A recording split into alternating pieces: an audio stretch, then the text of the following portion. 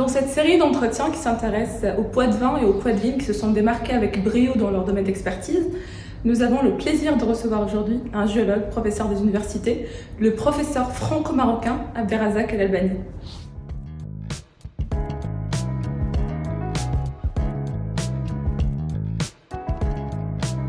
Il marche dans les temps des anciens, il fouille, il gratte, il déplie les pages de la terre comme d'autres lisent des manuscrits, à la différence près qu'il lit dans la roche. Et les géologues, non pas par simple goût pour les pierres, mais parce qu'au fond de lui, une question persiste.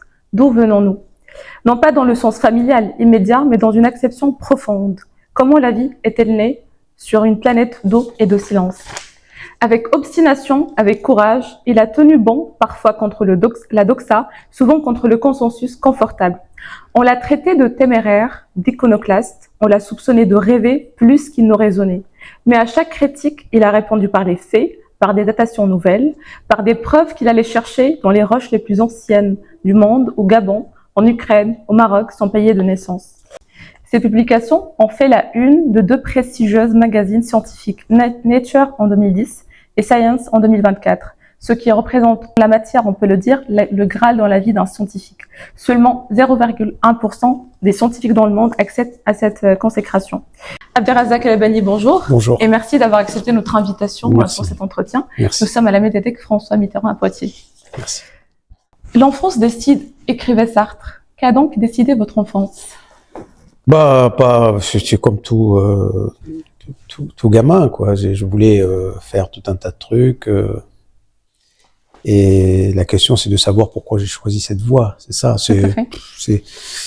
On n'avait pas de conseil d'orientation. Hein. On choisissait au gré de ce qui se présente. Je voulais absolument pas être dans cette voie, moi, au départ. C'était soit médecin, soit pilote, soit footballeur. Hein, voilà. Et puis, comme j'aime la nature, je me suis dit, finalement, allez, j'aime la liberté, j'aime aller gambader sur des terrains divers et variés. Et c'est comme ça que l'idée d'aller vers le enfin, pour moi, je me considère comme un naturaliste. Hein. Pour tout ce qui est l'étude de la nature, les origines, etc., les enquêtes, ça m'a attiré. Puis je suis parti dans cette voie-là. C'était pas la voie que je voulais au départ. Vous êtes né dans ce qu'on appelle le paradis des géologues, le Maroc. Une petite prédestination. Oui, c'est ça le truc aussi. Ça a dû jouer un rôle important. Le Maroc, évidemment, est un pays extraordinaire pour sa géologie, qui est une des rares au monde où on a des conservations exceptionnelles. Et il faut dire que quand on traverse l'Atlas ou d'autres régions du sud ou du nord du Maroc, on voit des immensités de chaînes de montagnes, et puis on voit des roches, on voit des fossiles, on voit tout un tas de trucs. Évidemment, tout ça, ça interroge. Et je crois que ça a joué un rôle sur ma décision. Et puis, voilà, j'ai choisi cette voie, je suis parti dans cette voie-là. C'est-à-dire que vous êtes venu à la géologie par hasard? Absolument. Pas de conseil d'orientation, encore une fois de plus, c'est par hasard, parce que je me suis dit, il y a un choix, à un moment, j'avais un choix entre la biologie et la géologie. Mais comme j'aime bien être dehors, j'aime bien, ça se sait d'ailleurs que je fais beaucoup de missions pour apprendre, justement, pour rencontrer des gens, pour découvrir des terrains nouveaux. Et donc, je me suis dit, dans la géologie, je trouverais mon bonheur. Mais qu'est-ce qui vous intéressait justement dans la géologie? C'est cette enquête permanente pour comprendre les origines, parce que c'est abstrait quand même. Hein. Les gens, quand ils voient une chaîne de montagne ou une roche, pour eux, c'est inerte. C'est complètement sans vie, alors que là-dedans, c'est une boîte noire, hein, comme dans les avions. Ça emmagasine tout ce que la Terre a pu traverser comme crise ou comme période d'expansion de vivants ou de disparition, ou de volcanisme, ou de tectonique, où tout ce qui se passe reste ancré, enregistré dans la roche. Donc la faire parler, c'est quand même... Et c'est ça qui je me suis dit, c'est ce côté curieux, ce côté enquête. Voilà, c'est comme je dis toujours, mon père était policier, donc je me suis dit, allez, moi je veux mener mes enquêtes, mais pas sur du vivant, sur quelque chose qui a vécu, qui a laissé des traces. Voilà. Nous avons compris votre curiosité innée, votre goût pour l'enquête, mais qu'est-ce qui vous a conduit en fait sur le chemin du Gabon, dans une carrière à Franceville, à découvrir de vieux fossiles de 2,1 milliards d'années? Alors à chaque fois, les gens me disent c'est le hasard, pas du tout, parce que l'université de Poitiers est une université qui est très ouverte sur l'international. C'est une université qui a des collaborations avec plein de pays, et parmi les pays qui étaient avec des liens très étroits, c'est le Gabon. Et l'université de Poitiers, elle a formé pratiquement le premier géologue de l'histoire du Gabon. Et donc, en fait, ça tisse des liens. Et du coup, l'ambassade de France à Libreville cherchait quelqu'un qui pourrait accompagner une équipe une équipe de ce qu'on appelle le Bureau de recherche géologique et minière, le BRGM, qui voulait refaire une carte géologique. Ils ont dit, on a besoin d'un universitaire. Lui, il sera pas dans les... Parce que moi, j'arrive avec... j'avais pas de contrat, j'avais pas d'argent, j'avais rien. Alors que, bon, le BRGM était là pour refaire la carte géologique du Gabon, mais il y avait un cahier des charges, etc., etc. Moi, il n'y a pas de cahier des charges, il n'y a rien. Il y a juste... l'université de Poitiers est visible à l'international, bonne relation avec le Gabon. On cherche quelqu'un qui sait faire parler les roches sédimentaires. Il n'y en a qu'un à Poitiers. Bon, c'était moi. Vous faites parler les roches. On les fait parler, c'est tout. Et donc, ils m'ont appelé, ils m'ont dit, est-ce que ça t'intéresse? Au départ, j'étais sceptique, parce que je me suis dit, 2 milliards d'années, c'est des roches très anciennes. J'ai pas l'habitude, j'ai jamais travaillé là-dessus. Et un tout petit peu en réfléchissant, le gars était convaincant, il m'a dit, bah écoute, et donc ça a commencé comme ça. Et donc, ils veulent quelqu'un vraiment qui soit libre dans sa réflexion, dans sa tête, dans ce qu'il peut apporter comme information à la lecture de ces roches sédimentaires, à ces archives sédimentaires, qui nous gardent beaucoup d'informations. Et donc, je suis parti comme ça. C'était un coup de fil parce qu'on a des bonnes relations avec le Gabon. Alors, est-ce que vous pourriez revenir justement sur cette découverte, parce que ça a révolutionné, justement, je le disais en introduction, le scénario scientifique, en fait. Disons, la découverte en elle-même n'était pas du tout préméditée. On est parti juste pour faire de la géologie de base. On sait faire, même sur les falaises de Poitiers, on peut l'appliquer là-bas. Et donc, la question qui a été posée, raconte-nous un petit peu l'histoire de la planète à cette époque-là, en termes de ce qu'on appelle les paléo-environnements, les environnements anciens. Donc ça, on sait dire que si le niveau de la mer était haut, était bas, si c'était un fleuve, si c'était un lac, si c'était... On peut voir ce genre de choses. On peut même retracer l'histoire de l'oxygène, on peut retracer tout un tas de trucs. Mais aller sur des terrains de 2 milliards d'années, alors que c'est écrit depuis toujours, dans tous les bouquins de toute la planète, que la vie multicellulaire a émergé à 600 millions d'années. D'abord, on est ancré dans cette idée-là. Et puis à Poitiers, il n'y a pas de spécialistes, et en France non plus. Donc, on n'avait vraiment absolument aucun élément. On n'est pas du tout armé pour aller sur les terrains des origines de la vie. Et surtout cette vie pluricellulaire. Et donc, en arrivant là-bas en faisant de la géologie, j'allais dire de terrain classique, basique, dans ce pays-là, les roches sont très, très, très transformées parce qu'il pleut beaucoup, c'est l'équateur, et ça détruit les roches. Donc, les carrières, pour nous, sont les bienvenues. Cette carrière ouverte, on est entré. On a passé une petite demi-journée parce que le carrier il est exploité, il sortait de la roche. Et puis, il y avait 2-3 petites choses c'était des trucs, des flashs, des machins. J'ai pris trois échantillons. C'était janvier 2008. Je rentre à Poitiers et je me pose la question... qu'est-ce que ça fout là, quoi, tu vois, tout simplement. Et je pense que le point d'inflexion, les gens quand tu me poses la question, c'est une question qui revient toujours. Moi, je pense que le démarrage de cette histoire, c'est la décision qui a été prise de dire, voilà, j'ai vu des choses, je suis pas sûr de ce que je vois, mais ça m'interpelle, c'est peut-être la vie, peut-être du vivant, et j'ai envie de retourner. Et c'est ça le truc. C'est ça? C'est une intuition, et de dire, je retourne. Et c'est cette décision d'y retourner 3 mois après, mars 2008, faut être fou pour faire ça. Aujourd'hui, je le ferai pas, c'est clair. Parce que c'est des missions lourdes, c'est des missions coûteuses, c'est des... Puis bon, voilà. Et c'est ça. Et c'est ça qui a fait vraiment... donc, mes rêves ou mes flashs ou mes machins, finalement, sont avérés juste dans le sens où on est rentré avec 250 kilos de roches, avec dedans plein de spécimens, et là, on a commencé le travail, sérieusement.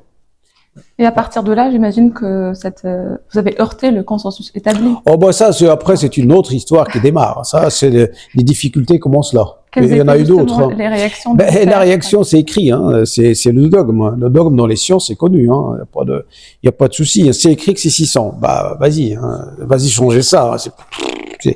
Et quand c'est écrit 600, c'est écrit 600. On peut pas changer ça. Alors que c'est ancré partout, dans la tête des chercheurs, dans toutes les universités, même les premiers dans le classement de Shanghai. Mon université, c'est une université de taille moyenne, ancienne soit-elle 1431. Mais quand vous êtes en face des mastodontes de gens qui se croient tout, c'est difficile. Donc là, ça a commencé un travail de construction d'un consortium international, et c'était pas facile parce qu'au départ les gens vous répondent pas, ou quand vous répondent c'est gentiment, ils veulent pas, parce que c'est écrit, c'est le dogme. Mais nous, moi je déteste la pensée unique. Hein. Je suis pas un fan du tout de la pensée unique. Hein, Et donc c'est ce consortium. Mais heureusement dans le monde, il y a des gens qui sont ouverts d'esprit, des chercheurs qui sont curieux, qui se posent des questions, et pas un jeu de concours de circonstances, de rencontres. Je suis allé voir des gens à Paris, au Muséum d'histoire naturelle, etc. J'ai contacté des gens à Cambridge, j'ai contacté des gens partout. Et finalement, on est tombé sur un des meilleurs au monde, qui est un Suédois, Stefan Bengtsson, que Dieu ait pitié de son âme. Il est décédé depuis, malheureusement, il y a quelques mois. Et puis, lui, il nous a fait confiance, il nous a accompagnés. Ça a commencé là. Et donc, après, j'ai monté un consortium de 16 institutions internationales, une cinquantaine de chercheurs, y compris, bien entendu, le corps technique des étudiants. Et ça a commencé comme ça. C'était dur, hein, très, très dur. Donc, à partir de là, en fait, tout a changé. À partir de là, alors en fait, pas tout de suite, parce qu'il a fallu quand même le confirmer par des publications. Parce que ce qu'on pense, c'est bien, mais il faut le valider. Et là, c'est un autre challenge, hein. C'est un autre big challenge, parce que une publication scientifique, surtout dans des journaux comme Nature, Science, etc. C'était en 2010. On a soumis en 2009, ça a pris un an, mais c'est très très très compliqué parce que vous êtes reviewé, comment dire, il y a un rapport qui est fait par vos pairs qui sont choisis et triés sur le volet dans le monde et qui acceptent ou pas. Et donc, on est passé par plusieurs rounds, plusieurs questions, plusieurs corrections, plusieurs machins. Je vous passe le détail, mais on a été... il a fallu fighter, hein, combattre les idées reçues, le dogme, les sentiers battus. Et puis au final, le travail finit par payer et l'article a été accepté et publié en 2010. Et grande surprise, on s'y attendait absolument pas. Ce travail a obtenu la couverture. Donc, quoi, en fait, il y a le dogme, bien entendu. Il y a des gens qui sont dogmatiques, il y en a pas mal. Mais il y a quand même des gens qui pensent qu'il y a aussi possibilité d'avoir une autre voie, autre possibilité. Et c'est exactement ce qui s'est passé. Pourquoi c'est au Gabon? Le Gabon est un pays extraordinaire pour la géologie parce que si on prend ces terrains-là de 2 milliards d'années, ils n'ont pas été transformés parce que la roche qui lui arrive, une fois, imaginons un lac aujourd'hui, vous déposez du sédiment, des argiles, du sable, tout ce que vous voulez, le temps passe, hein. 1 million d'années, 20 millions d'années, 100 millions d'années. Et en fait, au fur et à mesure, le sédiment qui était à ce niveau-là, il va se retrouver beaucoup plus bas et au-dessus, il y en a d'autres qui arrivent. Donc vous allez faire 1000 mètres, 2000 mètres, 3000 mètres. Pire encore, il peut être piégé, pris par tout ce qui est dynamique des continents, ce qu'on appelle la tectonique des plaques, et encore pire, ça peut être transformé, déformé, chauffé, et du coup, la roche, une fois elle a été transformée, elle perd de la mémoire, et du coup, il n'y a plus rien dedans. C'est une espèce de Alzheimer de la roche quand elle est transformée. Donc, vous voulez, pardon, mais je trouve un exemple pour qui parle aux gens. Vous lui posez la question, elle se rappelle plus de rien. Et nous, notre objectif, c'est de la faire parler, de nous dire qu'elle essaie de nous raconter une histoire il y a 2 milliards d'années. Et le Gabon a échappé à tout ça. Donc, il n'y a pas de transformation, pas de déformation, ça n'a pas été enseveli par des entrailles de la terre, ça n'a pas été chauffé. Pourquoi? Parce que toutes ces roches de 2 milliards d'années étaient posées sur un espèce de socle très très très dur, très très costaud de granit, qui n'a pas été trop enfui, ça n'a pas subsidé, et autour il y avait une autre ceinture de granit qui a freiné ou amorti tous les chocs liés à de la dynamique ou de la tectonique ou de la déformation, etc. Bon, donc ça fait de cet endroit-là un endroit unique au monde. Alors je suis pas le seul à le dire. Moi là, il y a pas de souci. Tout le monde le dit. Et où on a des roches de cet âge-là qui n'ont pas été transformées. À partir du moment où la roche n'a pas perdu la mémoire, elle sera là pour livrer ce qu'elle a à l'intérieur, ce qu'elle a gardé, ce qu'elle a enregistré. C'est ça. Donc le mérite en fait revient à la conservation. Nous on a fait juste notre boulot de caractérisation, d'analyse, de trucs, etc. Mais si elle n'était pas bien conservée, on n'aura rien. Hein. Donc là, vous déplacez le curseur de 1,2 milliard. 0,5, pardon. Qu'est-ce qui se passe entre 600 millions d'années et 1 il y a beaucoup de choses qui se passent, mais il y a des choses qui restent quand même ambiguës, et heureusement, c'est ça la recherche. Vous ouvrez donc la voie à de nouvelles interrogations.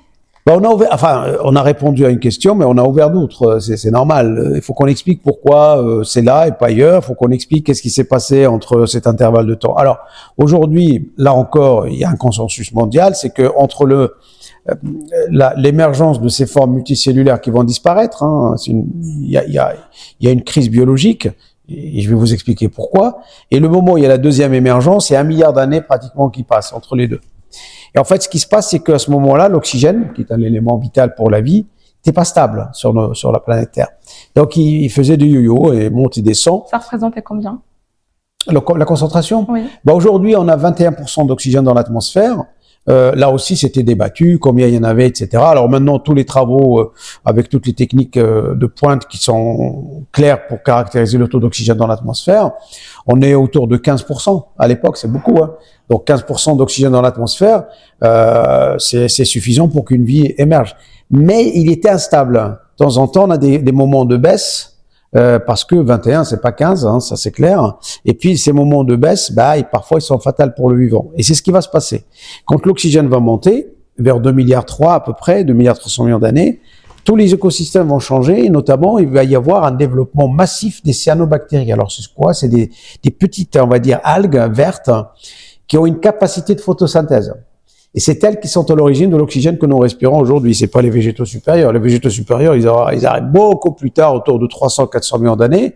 Et donc, en fait, le plus gros de l'oxygène que nous respirons aujourd'hui, il vient de là. Jusqu'à aujourd'hui, d'ailleurs, hein, des cyanobactéries sont dans les océans. Ils sont aussi on peut les trouver aussi dans des zones de lacs, etc. Donc, en fait, ça fait cette photosynthèse produit de l'oxygène, donc on a un carburant pour le vivant, et cette vie se développe. Le problème, c'est que comme c'est instable, vers 1,9 milliard dans ces coins-là, cet oxygène va rebaisser, et c'est fatal ça on le voit, toute cette forme de vie, il va y avoir une extinction.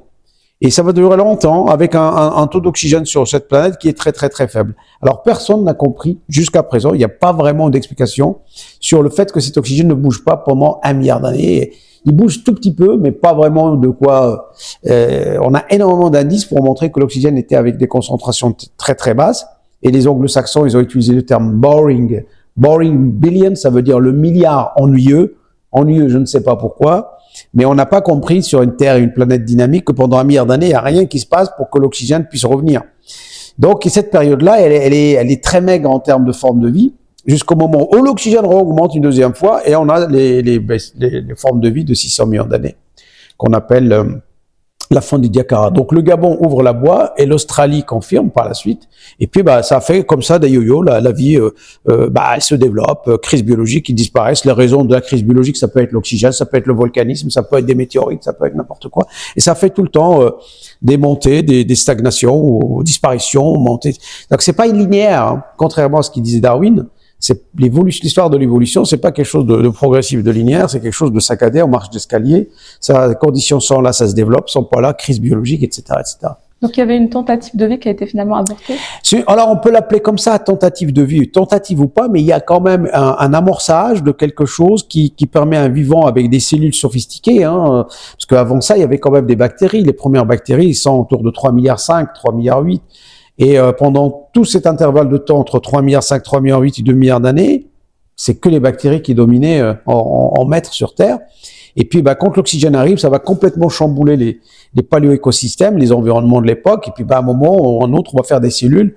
Nous sommes composés de cellules avec un noyau, mitochondries, donc ce qu'on appelle les eucaryotes. Nous sommes des eucaryotes. Et ces cellules-là, il faut qu'ils apparaissent à un moment ou à un autre.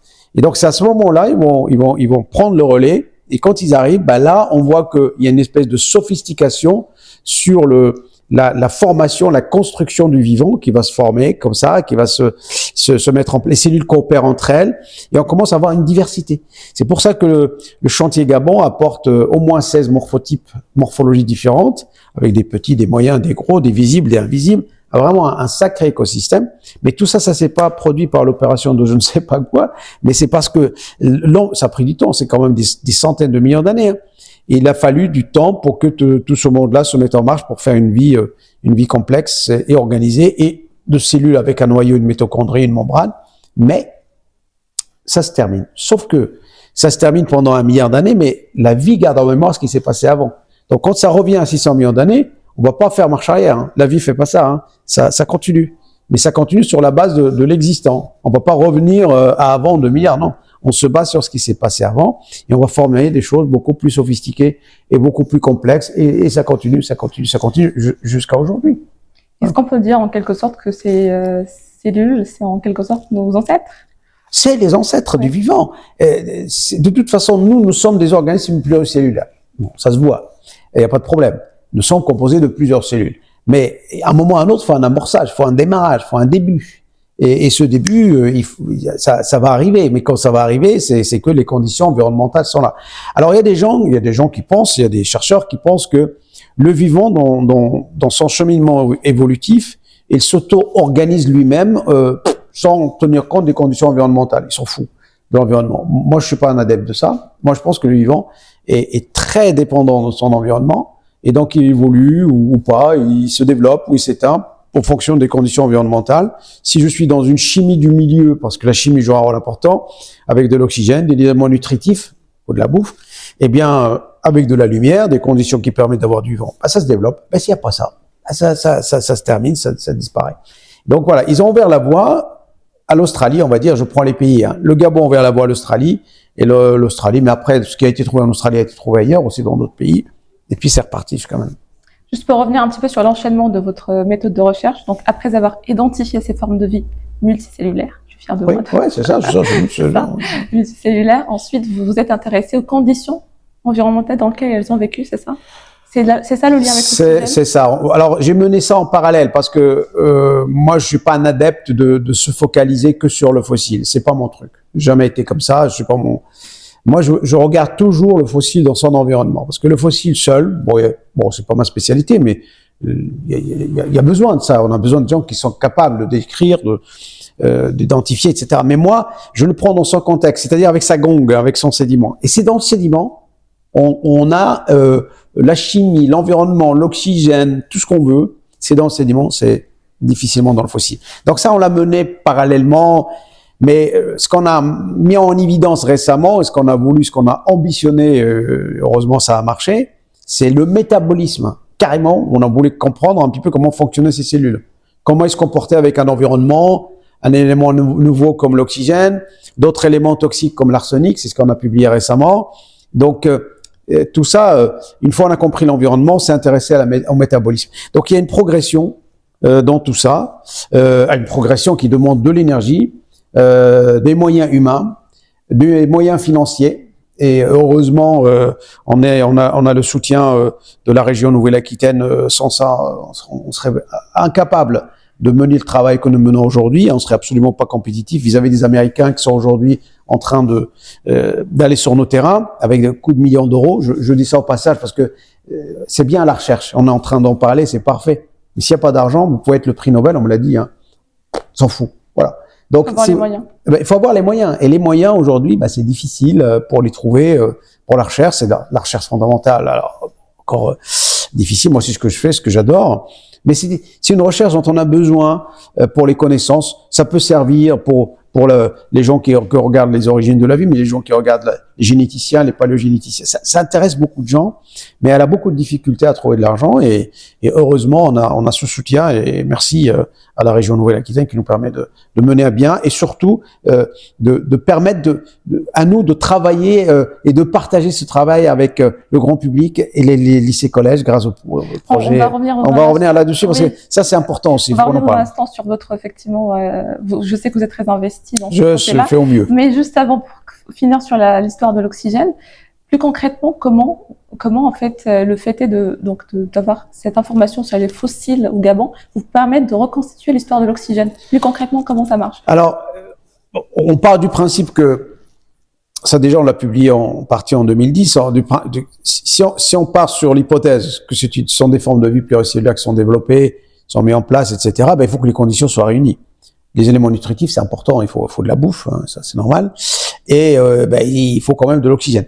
Les bactéries, elles en ont rien à faire de l'oxygène. Qu'ils soient là ou pas là, on peut avoir des bactéries sans problème. Des bactéries anoxiques, des bactéries oxiques, c'est-à-dire elles ont besoin d'oxygène. S'il n'y a pas d'oxygène, c'est pas grave, il y a d'autres bactéries. Non. Par contre, les organismes sophistiqués, ce qu'on appelle les multicellulaires, ont besoin d'oxygène. Donc on a dit on va regarder ça dans le sédiment. C'est pas dans le fossile. Donc on s'est dit si effectivement on a du biologique, il faut qu'il y ait de l'oxygène. Donc on a été travailler sur l'encaissement. On a fait tout un tas d'études de pointe. Je rentre pas dans le détail, avec des collaborations avec le Danemark, la Suède, les États-Unis, etc. Et puis on a pu déterminer que l'emplacement ou le milieu de vie de ces organismes était oxygéné. Donc il y avait de l'oxygène suffisamment pour qu'ils puissent se développer. Donc il est capital. Et quand on regarde les courbes d'oxygène aujourd'hui publiées dans toutes les grandes revues, les dernières, les récentes, ça colle pile poil avec les deux périodes d'émergence du Gabon et de l'Australie. Donc les Gabonianta, on les appelle comme ça, on leur a donné un nom. Et les Diakara, c'est ce qui est en Australie, eh bien, ils sont toutes les deux, toutes ces formes de vie, hop, pile poil positionnées sur les deux augmentations d'oxygène qu'on voit dans l'histoire de la Terre. Et entre les deux, vous avez ce fameux milliard ennuyeux. On ne comprend pas pourquoi, c'est toujours pas clair. Pourquoi on n'a pas assez d'oxygène pendant 1 milliard d'années, la Terre reste un petit peu 1 milliard, c'est quand même beaucoup. Hein. Eh bien, les deux pics d'oxygène collent avec les deux périodes. C'est long surtout. Ah, c'est très long. Non, mais quand je vous pose la question plus concrètement, dans le sens où est-ce que vous prenez un échantillon de roche, vous le passez sous scanner, c'est comme ça que vous procédez? Alors oui au début, mais après on va le broyer, on va le dessoudre, on va le passer par des machines, des spectros qu'on appelle spectro de masse, etc. Et on va aller chercher sa chimie. C'est très important d'aller chercher la chimie du milieu parce que notre milieu, on est entouré que de ça. Hein, on est dans une chimie ambiante. Donc si vous vivez, si le vivant est dans l'océan, dans l'eau de mer ou dans un lac, c'est pas la même chimie. Donc voilà. Donc nous. Et si vous êtes dans un lac où il y a des éléments chimiques, je veux dire comme l'arsenic ou comme le chrome, le nickel, des trucs qui sont pas sympas, eh bien, le vivant va les ingurgiter, hein, et va les concentrer et va les évacuer. Quand il peut, il va pouvoir s'en débarrasser. Hein. C'est ce qu'on a publié récemment dans Nature Communication grâce au travail de mon étudiante, ma doctorante Anna El Khoury. Le mérite lui revient d'ailleurs. Eh bien, on a montré que le vivant est capable de s'adapter avec une chimie du milieu, même toxique. C'est une sorte d'intelligence. C'est incroyable. Le vivant, il est invraisemblable. Et c'est une sorte d'intelligence de 2 milliards d'années. Hein. Dès que ça commence à réfléchir, ça utilise les techniques. Et d'ailleurs, on l'a montré dans ce travail. Et cet arsenic, vous connaissez l'histoire de Poitou, il est très célèbre pour ça. Il y a une histoire qui est dans les faits divers de Poitiers. Je me rappelle plus le nom de la dame qui concernait par ça, peu importe. L'arsenic n'est pas sympa. Donc, la cellule, qu'est-ce qu'elle fait? Soit elle le stocke dans une espèce de vésicule le temps qu'elle le transforme et elle le vire, soit il rentre et puis il ressort, elle lui change sa forme, il ressort. Il rentre avec une forme, pour entrer dans le détail, arsenic 3+, dès qu'elle le voit, elle est surprise, puisqu'il rentre caché derrière un élément dont nous on a besoin et nutritif, c'est le phosphore. Elle le réduit, elle lui change sa valence, elle le transforme en 5+, elle le vire, sinon elle est plus là. Et pourtant, on a des concentrations. Donc, le vivant, il a mis une espèce de système d'adaptation par rapport à un milieu qui n'était pas sympa pour lui. C'est pour ça que, jusqu'à aujourd'hui, le vivant s'adapte. On s'adapte. Hein, c'est tout. Par rapport aux changements environnementaux, c'est ça. C'est du darwinisme, tout simplement. Bon, vous enchaînez les recherches, en tout cas les découvertes. Et là, ça se passe au Maroc cette fois-ci. Ça se passe au Maroc. Déjà, pourquoi vous revenez au Maroc? Alors ça revient au Maroc parce que c'est une vieille histoire. Hein. Je reviens au Maroc. Alors j'étais pas du tout sur le coup. J'étais Gabon, Ukraine, Mauritanie, etc. C'est une rencontre avec Sa Majesté le roi du Maroc, hein, qui m'a dit un jour ce que vous faites au Gabon et ailleurs est hyper intéressant. Ça serait bien que vous nous apportez votre expertise au Maroc parce qu'on a besoin vraiment d'évoluer. Le Maroc c'est le paradis du géologue, etc. Et j'avais une réponse invraisemblable. Quand j'y pense maintenant avec un peu de recul, je me dis mais c'est pas possible. Je lui dis Sa Majesté, j'ai pas de temps. Et ça c'est vous être fou pour répondre à c'est pas possible à un roi. Et il dit j'ai pas le temps, mais j'ai qui moi? Donc en fait après je me suis rendu compte que j'ai dit une bêtise. Alors il m'a dit mais non vous inquiétez pas, on fera le nécessaire pour vous aider, etc. Et intéressez-vous s'il vous plaît au Maroc, etc. Et puis on a un échange très amical qui a duré le temps que ça a duré. Et puis c'est parti de là. C'est parti de là et je suis content pour le Maroc, pour les Marocains, parce que c'est une équipe internationale et on n'a pas déçu Sa Majesté, il doit être content et on a réussi à faire la couverture de Science là. Justement. Il y a un an. Ça, donc la découverte, ça se passe dans les hauts Atlas. Au Atlas, oui. Au Atlas marocain. Et en fait, il s'agit cette fois-ci de trilobite. De trilobite, alors, si les gens ne savent pas ce que ça ressemble, on va dire, allez, c'est juste pour imaginer, hein, des crevettes, c'en est pas. Hein. Il y a des petites pattes partout, avec des antennes, des branchies pour respirer, etc. Sauf que là, ils sont conservés ils sont 515 millions d'années. J'ai oublié de le préciser. Alors, c'est pas jeune, hein. Ils ont leur tube digestif bien conservé, leur cerveau, leur estomac, leurs branchies, tout est conservé. Leurs antennes, dont des cendres volcaniques. Donc, il y a 515 millions d'années, des cendres volcaniques, des cendres, comme Pompéi, L'histoire de Pompéi d'Herculanum en Italie sont connues. Pourquoi les Romains, ils ont été, quand on va visiter, moi j'y vais régulièrement, tous les ans, mais on voit bien comment les corps sont conservés. Donc ces cendres, quand ils tombent, ils chopent, tout ce qu'ils chopent, ils vont le prendre et espèce de gel de silice et les conserver et c'est fini. Comme si vous faites une photo 3D de quelque chose, ça reste. Vous moulez le spécimen, puis il n'y a plus rien qui se passe. Tout est protégé par ce gel de silice et que ça a 15, 500 ou 600 millions d'années, ça n'a pas d'importance. C'est ce qu'on a fait. Et donc, grâce... Vous avez appelé ça le Pompéi marin? Le Pompéi marin, parce qu'en fait, contrairement à Herculanum et Pompéi, les trilobites, ils vivent dans un milieu marin. Donc, les cendres qui étaient dans le continent sont tombées dans l'eau de mer et ils ont chopé une espèce de...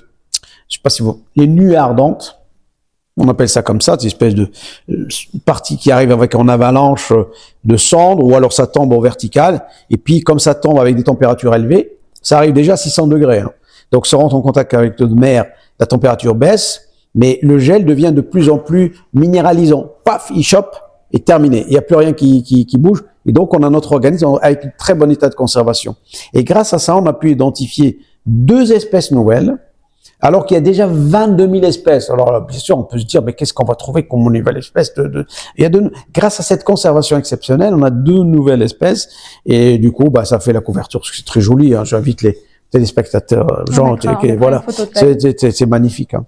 Mais moi, je m'étais dit, en fait, comment se fait-il que malgré la chaleur du volcan, on a gardé quand même, on a trouvé ces spécimens dans un état de conservation exceptionnel? Parce que le contact entre l'eau de mer et les cendres fait baisser la température. Et cette température, quand elle va choper, toute la partie organique du spécimen va se volatiliser. Donc en fait, on n'a que l'empreinte. Voilà, on n'a que l'empreinte, il y a un vide. Et ce vide, en fait, c'est comme si on moule un corps Pompéi. Vous moulez le corps, toute la partie organique, à cause de la température, c'est ce qui est arrivé aux Romains, hein, hop, ça part, il reste plus que le moulage du corps. Et c'est pour ça qu'on les trouve dans toutes les situations. Et ben là, ce qui passait la même chose, sauf que c'était de la chitine qui formait le test de ces petits organismes. En plus, ils sont pas très grands, hein, ils font 2 cm, 2 cm et demi. Et on a trouvé autre chose. Eh bien, l'organique est parti, mais la partie en moulage est restée. Et ce moulage était tellement fidèle à l'original qu'on a tube digestif, cerveau, même ils ont des lèvres. La première fois on voit que ces organismes ils ont des lèvres inférieures, supérieures. Puis les Australiens avec qui on a travaillé, les Anglais, British Museum, l'Australie, etc. Ils sont venus d'Australie pour les voir. Vous travaillez avec une équipe internationale. Ah toujours. Oui. Moi je fonctionne, j'ai toujours fonctionné comme ça. Je travaille seul, ça n'a pas de sens. Quand je dis seul, je veux dire, seul, la même université, c'est impossible. Et moi, je suis pour l'ouverture et pour l'internationalisation de la recherche. Et c'est comme ça qu'on apprend. Et c'est comme ça qu'on a puis on n'a pas tous les moyens ici sur Poitiers pour faire toutes les analyses plus ou moins pointues qu'on fait à droite. Les expertises, on a été chercher les meilleurs au monde. Hein. Ils sont venus d'Australie à Poitiers. Ils ont passé 1 semaine. Et puis, ils sont partis de là, très, très satisfaits. On a travaillé pendant 1 an et on a eu le papier dans Science plus la couverture. Formidable. Donc là, vous travaillez avec une équipe pluridisciplinaire, internationale. Toujours. Compte tenu de l'actualité, je voulais savoir un petit peu votre sentiment par rapport à ce climat aujourd'hui, notamment ce qui se passe dans les universités américaines. Le président Trump se déchaîne contre quelques universités, parmi elles, c'est Harvard. Comment vous vivez ça? Enfin, vous qui êtes à la fois franco-marocain, donc vous faites partie de ces binationaux qui ont un apport important pour la France, pour la recherche scientifique dans le monde. Est-ce que vous avez pas l'impression que c'est une sorte d'appauvrissement de la recherche scientifique? On va vers ça? C'est déplorable d'abord, et la recherche n'a pas de couleur, n'a pas de frontières, n'a pas de machin. La recherche, c'est là, et puis c'est tout. On fait ce que.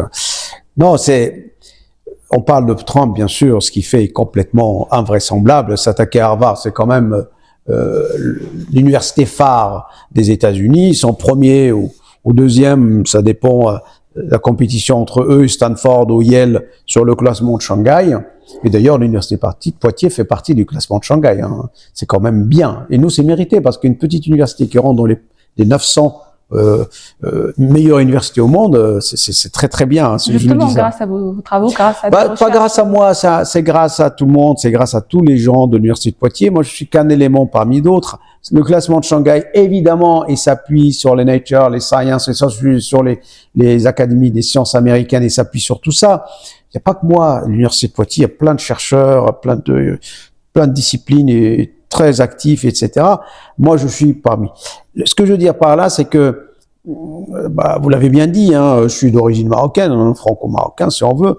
Trump, il fait du n'importe quoi. Il voudrait interdire l'admission aux étudiants, justement. Voilà, mais allons pas très loin. Il y a un an, on a un homme politique là qui a dit, tous les binationaux, il faut leur limiter leur marge de progression. Faut pas qu'ils aillent sur des postes de machin. Donc en fait, oui, mais il faut qu'on balaye aussi devant notre porte parce que des idées, faut dire les choses telles qu'elles sont, extrémistes pour ne pas utiliser un autre terme. Effectivement, Trump est un porte-parole qui a une voix qui porte partout. Mais on en a en France. Ça a été dit il y a pas longtemps, ça a été repris lors des élections. Des élections. Le journal Le Monde a fait un article, d'ailleurs, magnifique, que j'adore, c'est un journaliste, la politique du trilobite. Et là, il a repris, tout ça pour dire que des idées extrémistes comme ça, que ça vient des États-Unis, déplorables, ou de France, déplorables, ça rend pas service à la communauté, ni à la recherche. Et malheureusement, cette vision, je ne la comprends pas, mais c'est du populisme pour avoir des voix, des machins, des trucs comme ça. Mais pardon mais de le dire comme ça, mais c'est du bas niveau. Voilà. Comment résister à ces passions tristes? Est-ce que c'est continuer de rechercher, de chercher justement, c'est une façon aussi de résister? Moi, je passe outre ces trucs-là. Moi, je suis sûrement, je suis très passionné, ça tout le monde le sait. Voilà, je forme des jeunes, et ça j'en suis fier. J'ai formé plein de Gabonais. Sur la période de temps, on est au Gabon, on a une dizaine de doctorants et de masters qu'on a formés ici à l'Université Poitiers sur ma responsabilité de direction. On a formé des Marocains, on a formé des Mauritaniens, des Français. La formation, c'est important. Donc ça, je continue dans cette voie-là. On a formé des gens qui sont aujourd'hui universitaires. Je sais pas, j'ai envie même de les citer.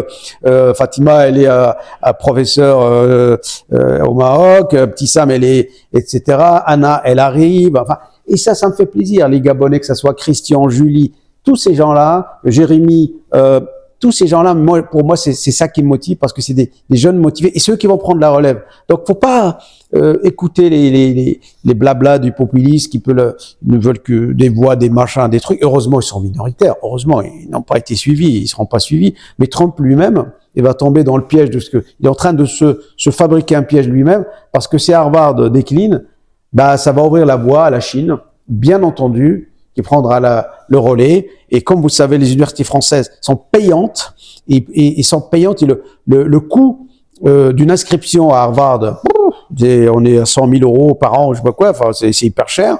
Eh bien, il est indexé sur les publications. Donc, c'est pour ça qu'ils sont toujours.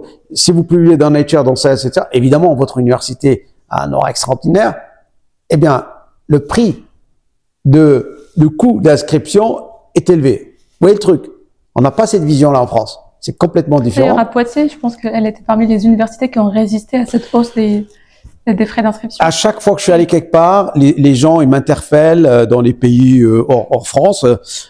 Pourquoi la France a imposé un paiement pour les étudiants étrangers? Mais je dis oui, mais la Poitiers a résisté très très très très très longtemps. Et à chaque fois quand je le dis, je dis l'université de Poitiers, moi j'en suis fier d'y être parce que au moins on permet à un étudiant étranger d'avoir, parce qu'on leur offre la même chose que les étudiants français ou européens.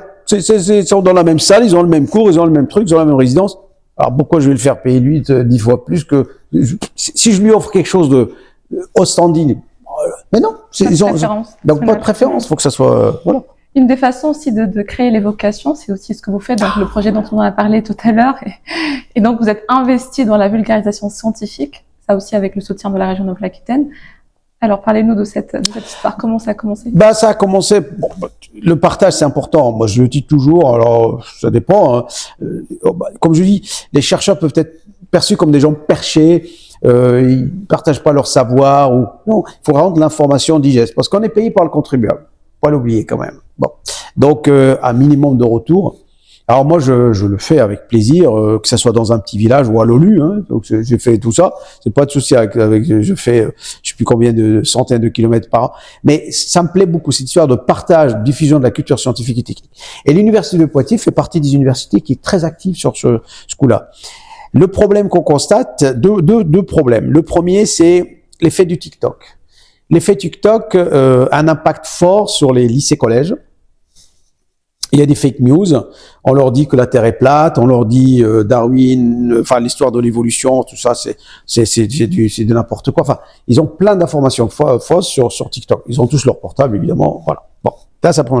Deuxième chose, c'est que pour les sciences, il y a de moins en moins d'étudiants. C'est catastrophique. Et puis après, la population vieillit. Hein. Donc, normalement, ça doit chuter. Alors nous, on intervient depuis le CM2 jusqu'au terminal, grâce à un projet qui s'appelle Sous les pieds de Darwin. C'est un projet à vocation pédagogique qui permet de partager en direct ce qu'on fait sur le terrain. Et à chaque fois, on a une mission, c'est 3 missions par an. Et pendant chaque mission, il y a 5 heures de direct. Donc les gamins, sur une année, ils ont 15 heures de direct où ils voient la recherche en train de se faire sur le terrain avec un échange en live, direct, que ce soit au Gabon, au Maroc ou ailleurs. Donc, ils ont l'information et donc et grâce, la conception, c'est le projet Made in Poitiers. Bon, je l'ai réfléchi, mais pas seul. J'étais entouré d'une équipe. Cédric Lebailly m'a beaucoup aidé et d'autres que je remercie beaucoup. Ils sont très investis. Je ne vais pas tous les citer, mais bon, ils se reconnaîtront. Et donc, l'idée est arrivée là, et puis on est parti, et puis on a remarqué que les effectifs se sont stabilisés. Ils ont augmenté, et là où ça baisse dans les autres universités, Poitiers, ça stabilise. Si je prends ma discipline, par exemple, vous allez à Lille, je parle avec mes copains lillois ou mes copains bordelais ou quoi, en licence sciences de la Terre, aujourd'hui, la dernière on avait 37, 38, cette année on a 34. C'est une université où il y a 30 000 étudiants. L'université de Lille, c'est 70, 80 000 étudiants. Ils ont 15 étudiants en licence. Donc là, on peut se poser la question. Mes copains, la réponse est toute faite. Hein. Nous, on va aller chercher ce travail de médiation scientifique, d'aller les chercher au lycée, collège, les intéresser. Ils vous voient travailler, en fait. Et ils nous voient travailler parce que eux, dans leur tête, c'est un métier, on s'ennuie, il n'y a aucun intérêt pour répondre à quoi, et pour quel est votre salaire. Ils posent tout un tas de questions. C'est extraordinaire. Mais si on arrive à choper sur les 700, 800 qu'on a à chaque mission, donc au total, sur l'année, on doit être autour de pas loin des 2400, 2100, ça dépend. Sur ceux-là, si on arrive à choper 10% pour l'université de Poitiers, c'est extraordinaire. Et plus de filles également, plus de filles dans cette discipline. Oui, ah oui, ça, on voit ça. Alors ça, c'est en train d'émerger aussi. Et moi, ça me plaît beaucoup et je trouve ça extraordinaire. Hein. Ça rééquilibre, alors que les géosciences, c'était seulement un moment juste pour les garçons. On a plein de filles, ça s'équilibre formidablement, et donc les effectifs n'ont pas baissé. Et il y a une raison, de toute façon, il n'y a pas de miracle. Si on ne va pas aller chercher lycée, collège et même école, mais le projet au départ n'était pas du tout destiné ni au collège ni aux écoles, c'était juste le lycée. Il y a tellement d'engouement, tellement de gens qui veulent, etc. On a ouvert la porte à tout le monde, et on est les seuls en France à faire ça. Les seuls. Il n'y a aucune autre université qui a l'équivalent du projet Sous les pieds de Darwin. Donc c'est un espèce de copyright made in Poitiers, hein. On en est fiers et on espère que ça continue le plus loin possible. Et puis en plus, en fait, ça se passe avec des établissements scolaires à Poitiers, oui, et puis avec l'université de Poitiers, donc il y a un lien quand même qui est assez important. Il y a l'académie de Poitiers, de Bordeaux, de Limoges. Au départ, on a commencé petit, c'est en train de s'étendre, donc maintenant on a quand même tout ça. Hein. On a quand même des établissements. Et puis ce lien entre l'université, ce contact, c'est devenu perméable maintenant. C'est entre l'université et les établissements du secondaire. C'est formidable parce que quand ils sortent de leur collège, de leur lycée ou quoi, ils vont choisir, ils peuvent venir à l'université. Donc c'est à nous de leur donner le goût, le sentiment que l'université est là pour leur permettre aussi de faire des choses hyper intéressantes. Et puis on leur parle de l'écologie aussi, parce que il y a beaucoup d'anxiété maintenant dans la tête des gamins, et il y a tellement d'informations malheureusement qui sont fausses sur l'écologie que on essaie de rétablir les choses sur la base de la science. Qu'il y a un changement climatique, on est bien d'accord, qu'il y a une augmentation de température, on est bien d'accord, qu'il y a de la pollution, mais il faut pas non plus mettre dans la tête des gamins cette espèce de fatalité que ça y est, on va mourir, tout. Non. Ça arrive à un moment, il faut leur dire qu'il y a quand même de l'espoir, il y a les techniques qui évoluent, les comportements, consommer moins d'eau. C'est pour ça que dans toutes les missions, dans le cadre de ce projet Darwin, on a consacré un live ou deux, ça dépend des pays, où parler de l'écologie. Et l'écologie, raisonner, on réfléchit avec de la science, pas. Moi, je me présente à aucune élection, je fais de la science. Donc, je leur explique les choses, tout en restant qu'ils soient pas climato-sceptiques ou quoi. De leur dire, voilà, c'est notre comportement, comment on va développer la machinerie, des voitures, des machins, des trucs. Le truc que vous pensez pas polluant, il est polluant quand même, il faut pas croire. Le chose que et donc sur l'effet de la base de, je leur dis une tonne de CO2, c'est une tonne de béton. Hein. Si vous prenez du béton, je sais pas. Alors on va dire, je vais pas entrer dans le détail parce que c'est un autre sujet, mais je veux dire par là, il faut qu'ils se rendent compte que c'est pas non plus la fin de tout. Si on change notre comportement avec les techniques, la science et tout ça, on va pouvoir peut-être au moins stabiliser l'augmentation de température, et puis au moins et pourquoi pas, avec un peu de chance, ne pas aller dans cette voie de dégradation de l'environnement dans laquelle nous vivons aujourd'hui. Ce projet, il va jusqu'à quand? Projet Darwin? Oui. Là, il est dans sa 4e année. On espère qu'il aille le plus loin possible. De toute façon, la région Nouvelle-Aquitaine, elle s'est bien rendue compte. Franchement, ils sont dans le soutien parce que ça dépasse nos espérances en termes d'effectifs, en termes de tout ce que ça peut apporter dans la tête des jeunes. Et donc, on aimerait bien que ça continue le plus longtemps possible. Et bon, voilà, ça c'est un projet, j'y tiens beaucoup. Alors, est-ce qu'il y a d'autres projets auxquels vous tenez beaucoup dans les prochaines semaines? Ah, j'en ai plein, c'est ça mon problème. Je sais que vous êtes très investi. Je suis investi, effectivement. Dans tout ce qui est en lien avec l'histoire du vivant. Alors, comment vous en sortez d'ailleurs?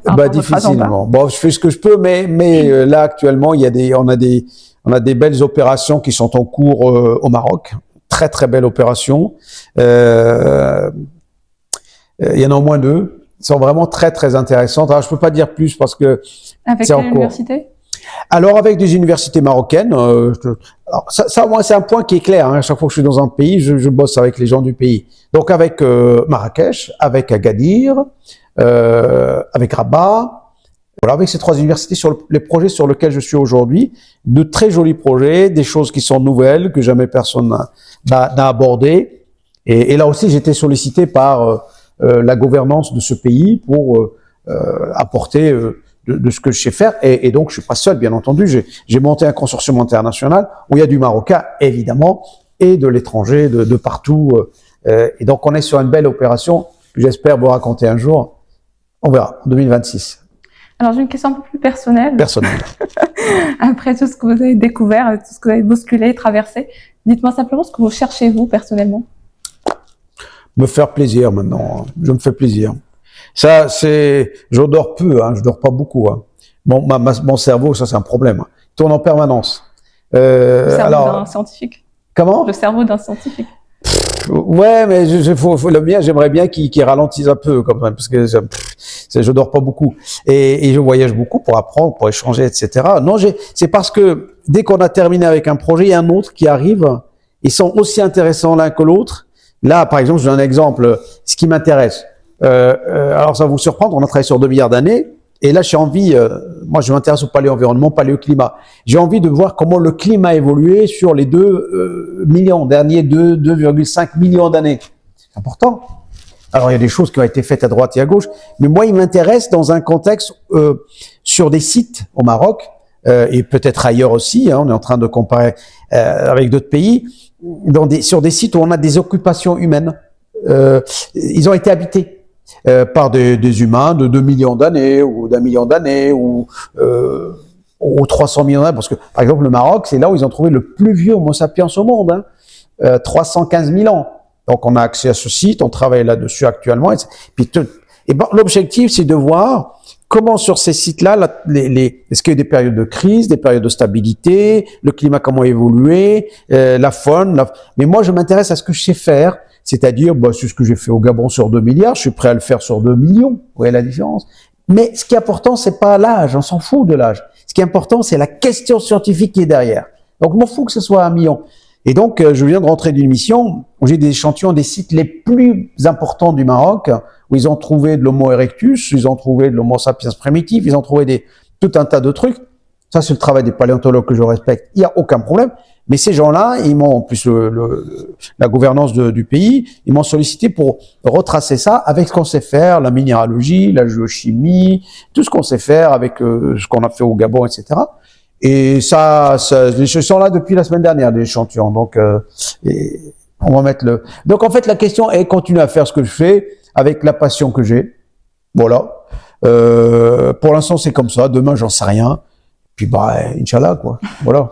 Hein, voilà. Mdouazak Elvani, nous sommes donc à la Médiathèque François Mitterrand, dans ce salon Michel Foucault, magnifique comme vous dites, où l'esprit des lettres est à l'honneur. Je ne résiste pas à vous poser ma question fétiche. Si vous deviez vous exiler sur une île, sans marteau, cette fois-ci, difficile. Hein. Mais avec un seul livre pour bagage, vous choisiriez lequel? Hop, hop, hop, hop. Aïe, aïe, aïe, aïe, aïe. Il y en a plein. J'ai bien précisé sans marteau parce que je sais que... Bah oui, mais... parce que je suis un intéressé de toujours. Voilà, le vivant m'intéresse. L'origine des espèces, Darwin. Je suis désolé, hein, je reste toujours, c'est un peu là, tu vois. Moi, je suis pour l'ouverture d'esprit, mais ça, on fait pas. Je reste quand même dans la géologie. Mais Darwin, c'est important parce que il a été quand même, alors il n'a pas fait du socio-biologique, mais quand même, hein, quand on regarde son livre, il a des milliers de lettres de correspondance avec les gens. Lui, il n'a pas tout fait, hein, il n'a pas été partout. Il a fait ce qu'il a pu, il a bougé, mais donc certains à travers les correspondances, etc.